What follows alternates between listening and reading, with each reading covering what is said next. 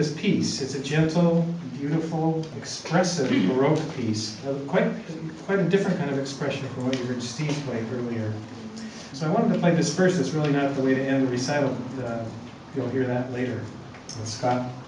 But can you imagine something you created still enjoyed 300 years later? The piece I'm going to play was composed over 300 years by Georg Friedrich Handel. I'll just say George from now on, it's easier.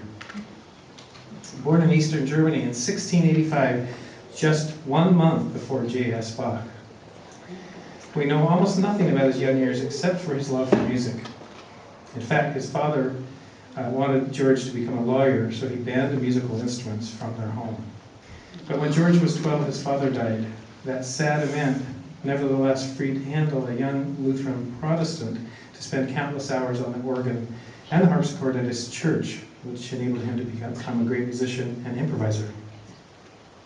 He traveled and lived at times during his early years in Germany, Italy, and Britain, where he studied with influential musicians and composed an impressive body of work, including operas and even 4 anthems for the coronation of King George II.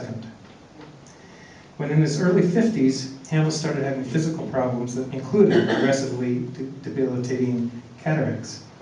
However, despite this adversity, Handel maintained a keen sense of humor and was well known for his charitable disposition. When he died at the then old age of 74, he was buried at Poets' Corner, Westminster Abbey in London.